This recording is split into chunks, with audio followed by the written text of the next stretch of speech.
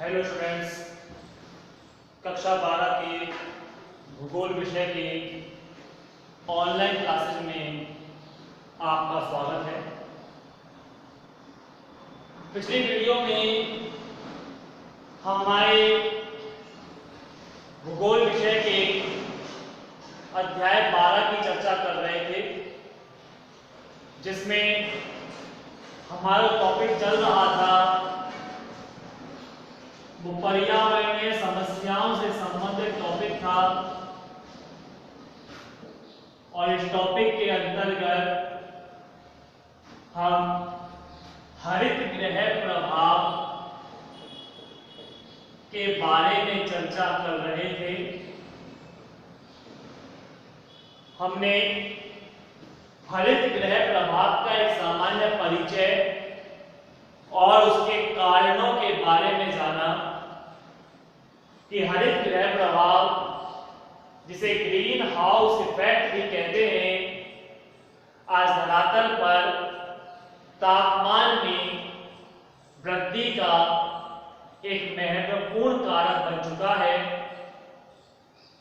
इसे हरित गृह प्रभाव इसलिए नाम दिया जाता है क्योंकि एक समय ऐसा था जब ध्रुवों पर वैज्ञानिकों के द्वारा वनस्पतियां उगाने का प्रयास किया था, लेकिन बर्फीले क्षेत्रों में वनस्पतियां उत्पादित नहीं हो पा रही थी क्योंकि सूर्य का प्रकाश वहां तक नहीं पहुंचता, या पहुंचता तो वो अनुकूल तापमान नहीं बन रहा था जिससे एक बीज अंकुरित हो सके। आखिरकार वैज्ञानिकों ने एक कांच के घर का निर्माण किया, और ये कांच का घर एक ऐसा कांच था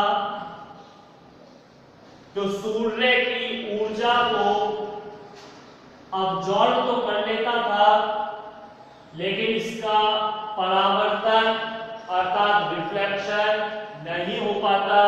यानी इस कांच के माध्यम से सूर्य की किरणें अंदर तो आ जाती थी, लेकिन वापस ये नहीं जाती। परिणाम यह निकला कि अंदर का टेम्परेचर बढ़ने लगा और एक अनुकूल परिस्थितियों ने जन्म लिया, और अंदर जो बीज बिखेरे गए थे वह अंकुरित हो गए और हरियाली छा गई। इसी हरियाली के कारण इसे नाम दिया गया हरित गृह। यानी सूर्य की रोशनी अंदर तो आ रही है लेकिन बाहर नहीं जा पा रही। आज यही स्थिति हमारे वातावरण में भी देखने को मिलती है। कारण है मानव के द्वारा छोड़ी जा रही हानिकारक गैसें, सल्फर है, कार्बन है, CFC गैसें हैं, जो वातावरण के ऊपरी भाग में जाकर जमा हो गई।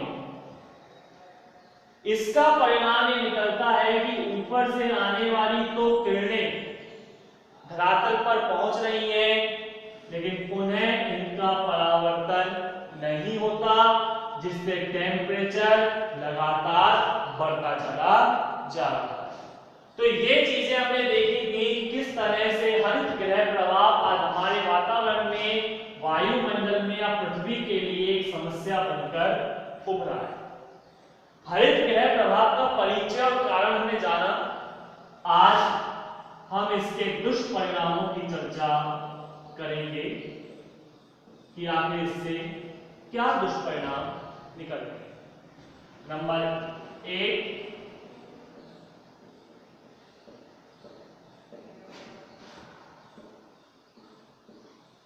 तापमान में वृद्धि। ये तो स्वाभाविक सी बात है।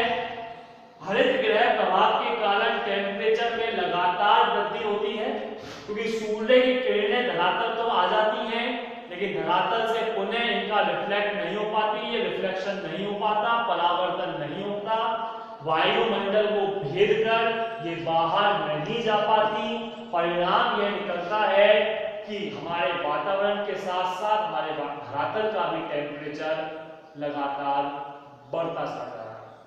आज आप देखें टेम्परेचर बढ़ने का ही अनुमान आप इस बात से लगा सकते हैं कि पहले जहां समय दर समय मौसम परिवर्तन हुए करते थे, सर्दी गर्मी और बरसातों का मौसम आया करता था, बसंत आती थी, शरद ऋतु आती थी, हेमंत ऋतु, शिशिर तक ऋतुओं में बटा हुआ था हमारा पूरा वर्ष।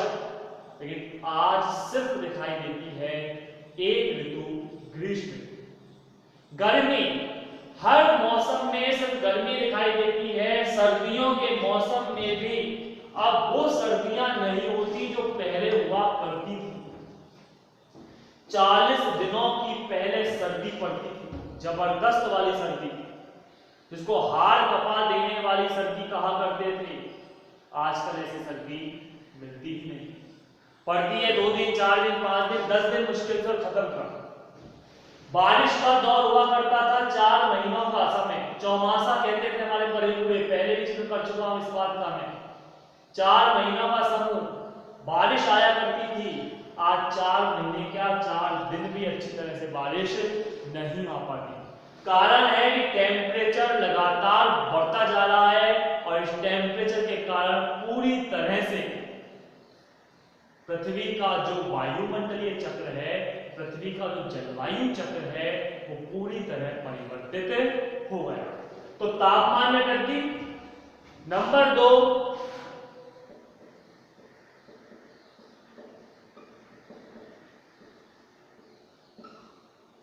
वर्षा में वृद्धि।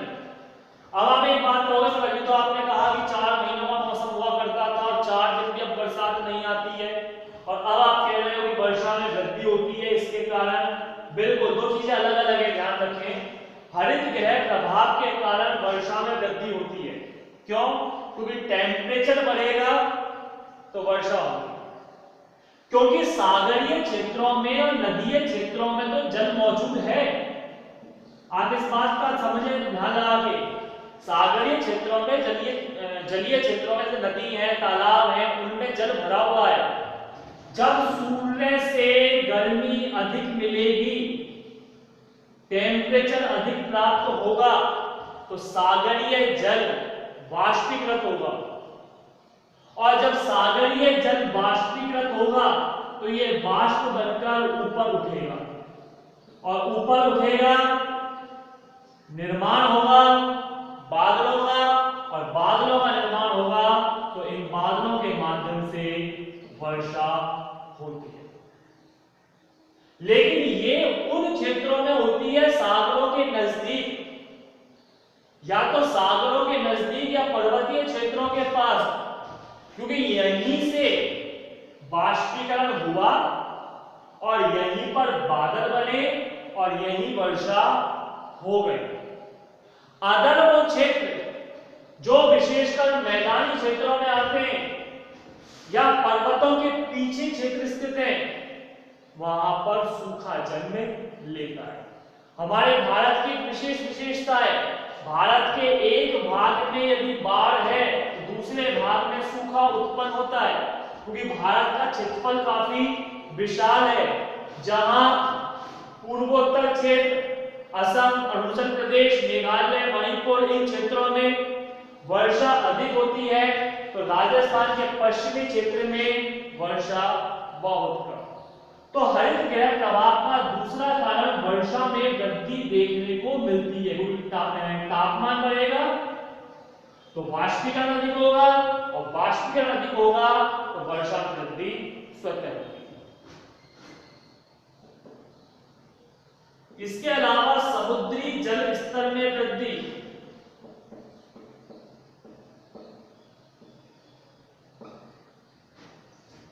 जब टेम्परेचर अधिक होगा तो ध्रुवों पर जमी हुई जो बर्फ है, जो बर्फ के बड़े बड़े ग्लेशियर हैं, बड़े बड़े विशाल पिंड, कई कई किलोमीटर चौड़े और मोटे, ये बर्फ के ग्लेशियर पिघलेंगे। वो ध्रुवों पर जमी हुई बर्फ पिघलेगी, और जब वो बर्फ पिघलेगी तो पिघल कर आएगी समुद्रों के अंदर, सागरों में। सागरों का जल स्तर बढ़ेगा और सागरों का जल स्तर बढ़ेगा तो सागरों के सहन करने की एक क्षमता होगी, सागरों का जल स्थल भाग पर आएगा और स्थल भाग पर विनाश की उत्पत्ति होगी। बड़े बड़े ग्लेशियर पिघलने लग चुके हैं, सरकार प्रयास कर रही है ग्लेशियरों को बचाने के लिए, विभिन्न प्रकार के उपायों को किया जा रहा है, लेकिन फिर भी प्रकृति के कारणों में हस्तक्षेप करना इतना आसान नहीं है। ऐसे में जब टेम्परेचर बढ़ेगा तो समुद्रों का जल स्तर भी काफी बढ़ेगा, और समुद्रों का जल स्तर बढ़ेगा तो सीधी सी बात है विविध प्रकार के वो क्षेत्र जो समुद्रों के आसपास स्थित हैं, तटीय क्षेत्रों के रूप में जो जाने जाते हैं, वो जलमग्न होंगे, जहां विनाश की एक नई लीला को रचा जाएगा। इसी के साथ साथ बीमारियों में वृद्धि, टेम्परेचर बढ़ेगा, बीमारी बढ़ेगी। कारण है विभिन्न प्रकार के जो सूक्ष्म जीव हैं उनका जन्म होगा। सूक्ष्म जीव बैक्टीरिया, वायरस, जीवाणु, ऐसे तमाम तरह के बीमारी फैलाने वाले जो रोग वाहक हैं इनका जन्म होगा। आपने देखा होगा, इसका एक सामान्य एग्जाम्पल हम भी देख सकते हैं कि खुले में रखी हुई सब्जी खराब हो जाती है, लेकिन फ्रिज में रखी हुई सब्जी थोड़े लंबे समय तक चलती है। कारण है कि फ्रिज का टेम्परेचर जो कैसा होता है, कम, और कम टेम्परेचर पर कीटाणु का जन्म नहीं होता और बैक्टीरिया, वायरस का जन्म नहीं होता, लेकिन ज्यादा टेम्परेचर पर तुरंत उनका जन्म होता है और ऐसे में वो खाद्य पदार्थों को खराब कर देते हैं। यही कारण है कि जब टेम्परेचर धरातल पर बढ़ेगा तो कई तरह के हानिकारक सूक्ष्म जीवों का जन्म होगा और उन सूक्ष्म जीवों से विभिन्न प्रकार की बीमारियां जन्म लेंगी। देखा होगा आपने, सर्दियों के मौसम में मक्खी मच्छरों का प्रकोप कम होता है, लेकिन गर्मियों के समय और वर्षा के दौरान ये मक्खी मच्छरों से जनित बीमारियां ज्यादा बढ़ जाती हैं। इसका भी यही कारण है कि टेम्परेचर के कारण वह सूक्ष्म जीव जो रोग वाहक कीटाणु जीवाणु हैं वो जन्म लेते हैं, जिसके कारण विभिन्न प्रकार की बीमारियों का जन्म होगा। और नंबर 5, वनस्पति क्षेत्रों में परिवर्तन। वनस्पति क्षेत्र, आज हमारा पूरा भूमंडल, आज हमारा पूरा धरातल वनस्पति क्षेत्रों में बटा हुआ है। कहीं उष्ण कटिबंधीय वनस्पतियां हैं, कहीं सदाबहार वनस्पतियां पाई जाती हैं, कहीं मरुस्थलीय कांटेदार वनस्पति हैं, कहीं लंबे चौड़े पत्ते वाली वनस्पति है, कहीं छोटी और कटीली झाड़ियां हैं। तो धरातल पर सब कुछ अलग अलग है, जलवायु और भौगोलिक विविधता के आधार पर। लेकिन यदि टेम्परेचर बढ़ा, बाढ़ की उत्पत्ति हुई, समुद्री जल स्तर धरातल पर उत्पन्न हुआ, तो जितने भी वनस्पति क्षेत्र हैं या तो वो बाढ़ की चपेट में आकर नष्ट हो जाएंगे, या सिर्फ वही वनस्पतियों का उत्पादन हो पाएगा जो वनस्पतियां इस माहौल में अपना अनुकूलन कर पाएंगी। यानी तमाम तरह का जो परिवर्तन हमें दिखाई देता है, ये परिवर्तन हमें दिखाई नहीं देगा। वनस्पतियों के मामले में सिर्फ वही जिंदा रह पाएगी वनस्पति, उसी का विकास होगा जो वनस्पति उस बदलते हुए क्षेत्र में जलवायु में अनुकूलन कर सकते। तो हरित गृह प्रभाव के कई दुष्परिणाम सामने आते हैं। अब इन्हें रोका कैसे? आखिर क्या उपाय हैं ऐसे जिनको करके हरित गृह प्रभाव के दुष्परिणामों को कम किया जा सकता है?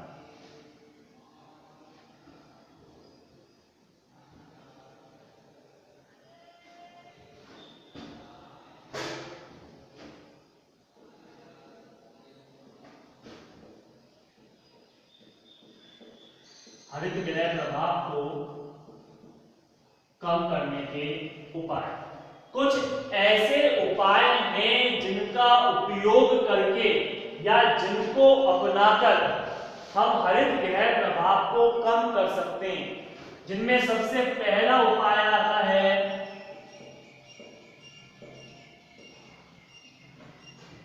जीवाश्मीय ईंधन का उपयोग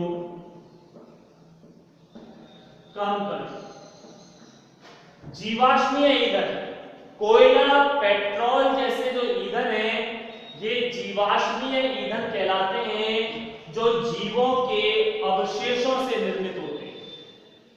इन पदार्थों का अगर हम इस्तेमाल कम कर दें तो इनसे निकलने वाला हानिकारक तत्व यानी कार्बन का उत्सर्जन कम होगा, और जब कार्बन का उत्सर्जन कम होगा तो वातावरण में CO2 की कमी आएगी, ऑक्सीजन में वृद्धि होगी और हरित गृह प्रभाव को कम किया जा सकेगा।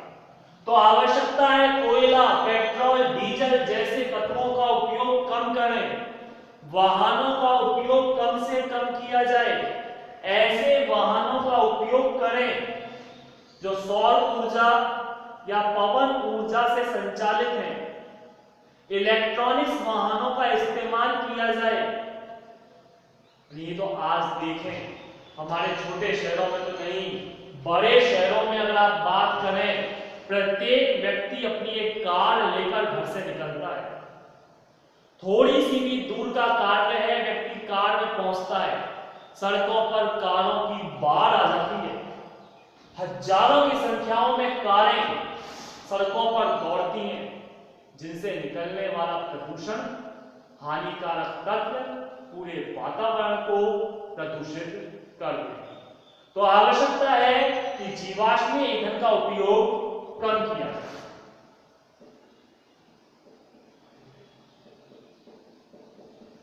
इसके अलावा औद्योगिक अपशिष्टों को शुद्ध करके छोड़ा जाए।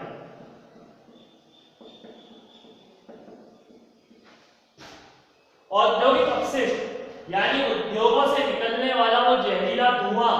उद्योगों की अगर एक तस्वीर आपके सामने आप सोचें तो आप पाएंगे धुआं उगलती हुई बड़ी बड़ी चिमनियां, जिनमें से हर पल भारी मात्रा में जहरीले धुएं का निष्कासन होता है। ऐसे में आवश्यक है कि ये जो धुआं छोड़ा जा रहा है उसको शुद्ध करके छोड़ा जाए। हानिकारक तत्व जो इसमें से निकल रहे हैं, सल्फर और कार्बन जैसे तत्व, उनको पहले अब्जॉर्ब कर लिया जाए और फिर बाद में सिर्फ धुएं को निकाला जाए, जिससे वातावरण में प्रदूषण की कमी आए।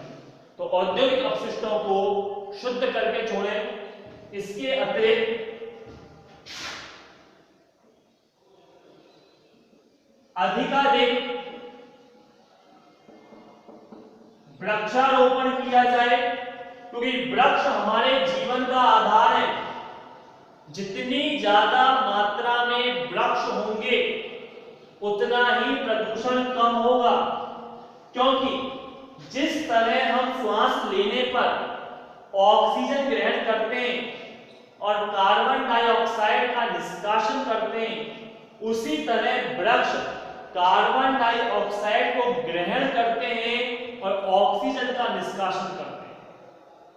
अगर ज्यादा मात्रा में वृक्ष होंगे तो हमारे द्वारा छोड़ा जा रहा जो कार्बन है उस कार्बन को वृक्ष अब्जॉर्ब कर लेंगे, और जब कार्बन अब्जॉर्ब होगा तो प्रदूषण में तो क्या होगी, वैसे ही कमी आएगी। तो कुछ ऐसे कारण हमें देखने को मिलते हैं, उपायों हैं जिनके माध्यम से हम हरित गृह प्रभाव को कम कर सकते हैं। आज के लिए इतना ही काफी है। इनसे संबंधित पर्यावरणीय समस्याओं से संबंधित अन्य बातों की चर्चा हम आगामी वीडियो में करेंगे। हमारा अगला टॉपिक एसिड रेन होगा यानी अम्लीय वर्षा होगा कि किस तरह से वातावरण से अम्ल की वर्षा होती है, क्या है इसके बारे में जानकारी प्राप्त करेंगे आगामी वीडियो में।